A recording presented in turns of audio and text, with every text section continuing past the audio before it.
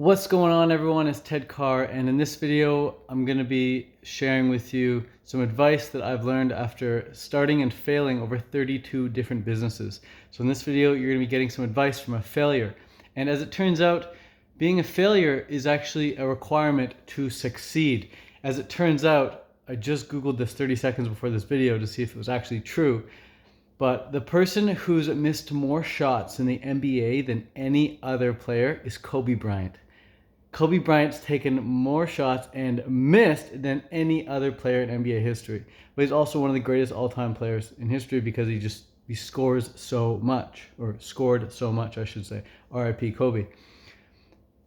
But I was looking back at the list of all the businesses I started, and I started counting. I thought I had only started like 21 businesses and failed them, but it's actually like over 30.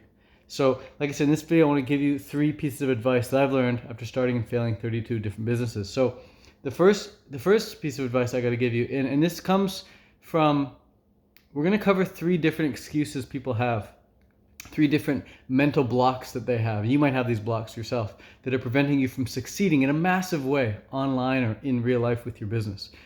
Because we know online and real life are 2 different things, right? So the first thing is that a lot of people think it's too much work.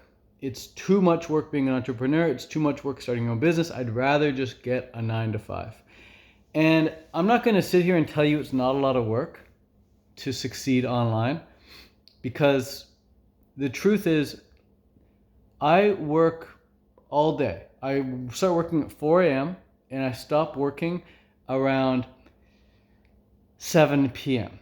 And the reason I put in more than 12-hour days in the office right now is because I'm just in one of those phases. And these phases come along quite regularly where I just go deep and I put in like more than 12-hour days in the office getting stuff done. And I don't stop work at the end of the day when I finish my work. Because I understand, after starting and failing 32 businesses and being really in the trenches with this business I'm in now that's very profitable, I understand that the work is never going to be done. I'm never going to be finished working.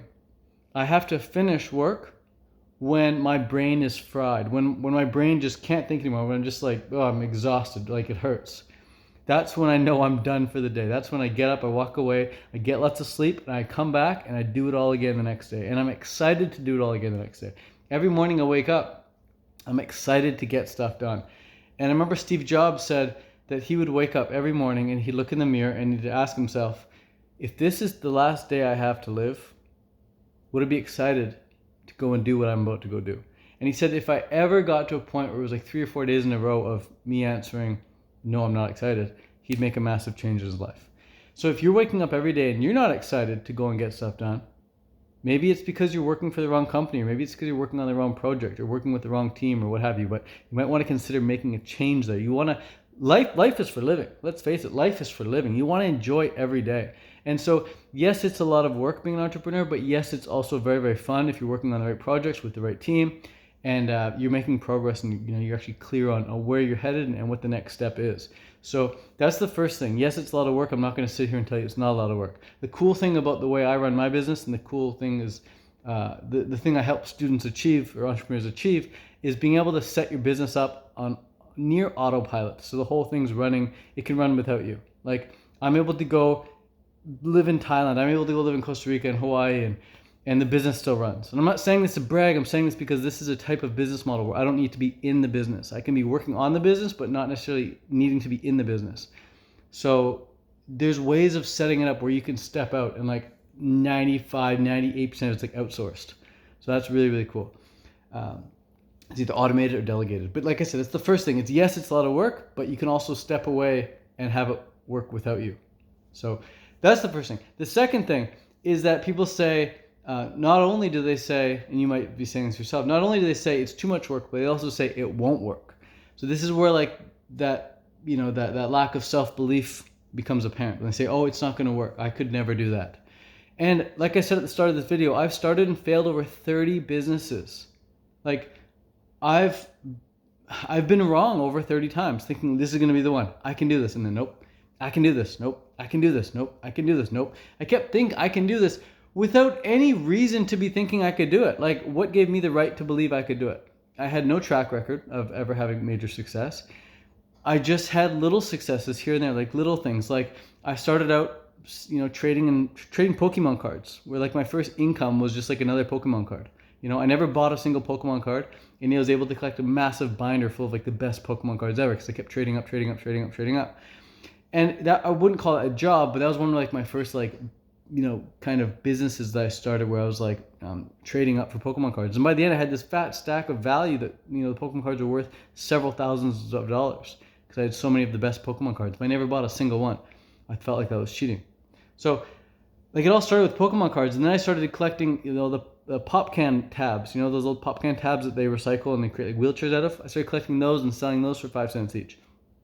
And then the pop cans, so I started selling those for 5 cents each. And then I started, selling firecrackers, and I started selling things I'm not allowed to say on YouTube here, but I just kept selling, and made a little bit of money here and there, but they all kept failing. They were never sustainable projects. They were never quite profitable. They were never sustainable, and there's always like a lot of work. So those all failed, but I just kept doing it anyway. And then next one. It's just so fun. Every time I did it, it was so fun. And I just hate being told what to do. I hated being told what to do to such a degree that it actually kept me back in life as an entrepreneur. Because as an entrepreneur, you have to be willing, you have to be open to taking advice from people who are higher up the ladder than you. And so for the longest time, I had like this rebel mentality, like, that song by, I forget who that band is, but they're like, F you can't, F you, I won't do what you tell me. Post in the comments if you know what that band is. But they keep repeating that. It's like, I think it's like Renegades of Funk or something. But it's like, F you, I won't do what you tell me. F you, I won't do what you tell me. It's like this like hardcore like rebel song, punk rock song. And I was all about that. I was all about like, don't tell me what to do, I'll live my own life. And it held me back as an entrepreneur because I refused to do things in the way anyone else was doing them. I was like, no, I'm going to do it myself. Everything I did was very, very, very unique. And it just held me back because I never did what actually was proven to work. Because I felt like that would be copycatting, that wouldn't be original, that wouldn't be unique. But what I've since found being an entrepreneur is that the reason all those attempts didn't work in the past was because I was trying to reinvent the wheels, doing something that I'd never seen done before. Super dumb thing to do now that I look back, because now what I do is I only do things that are proven to work. And I'm still original, I'm still unique because I'm me. Right? Doing what works, for example, making YouTube videos. What am I doing right now? I'm making a YouTube video. Am I being unique right now by making a YouTube video? Well, I'm being myself, and that in and of itself is unique, right? So that is such a huge thing to remember. Like, no matter, even if you do exactly what I tell you and exactly what someone else tells you, or you follow the exact step-by-step guidelines to succeed in business, you're still going to be unique. Even if you use my exact scripts, templates, you're still going to be unique because you're yourself. You have your own energy, you have your own spin on it. And so, like I said, having this like rebel mentality of saying like, oh, I'm not going to do what anyone tells me to do, that held me back for so long. But at the same time, it allowed me to try and fail, and build the muscle of failing forward in business. So you saying, oh, it's not going to work. Yeah, you're right. It's probably not going to work. But guess what? It's probably going to be fun. You're probably going to learn a lot. You're probably going to learn so much from trying and failing that you're going to be so motivated to do it again. And it's not going to work again. And you're going to be motivated to do it again. And eventually you're going to get to a point where you're going to like just ask for help. You're going to like look at that person, and you say, you know what, they're doing what I want to do. I'm just going to work with them. I'm just going to pay them to tell me exactly what to do. And then you just take advice from that one person. And that's how you just blast off like a rocket. So it wasn't until I started taking crystal clear sound advice and I just had narrow tunnel vision focus, taking advice from select group of people, that I started to really evolve in life, or not in life, but evolve in my business and really grow my business very quickly. So that's the second thing. It won't work. Of course it won't work.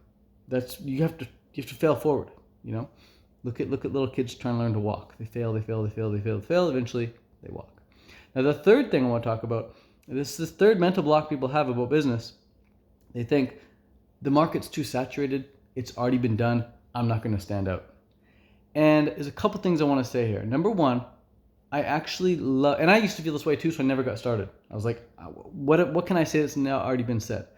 So I never got started. I was like, there's no point. Someone else can say that, right? But now what I realize is that if I want to say it, motherfucker, I'm going to say it. If I want to say it, I'm going to say it. I don't care if it's already been said. Like I said, I'm going to put my own spin on it. So the one thing to keep in mind here is that if it's a saturated market, that means it's a proven market. A saturated market is a proven market. And what I said in the last tip is that the reason I kept failing is because I was never doing what's proven. I was never entering the saturated market. So you actually want to look at the saturated market, enter it, see what it's all about, see what's working, see what's not working, see who's crushing it, right? And then you want to take what works in that saturated market and then head over to the blue ocean. So a saturated market is a red ocean, but you go into the saturated market, you see what's working, and then you create your own blue ocean.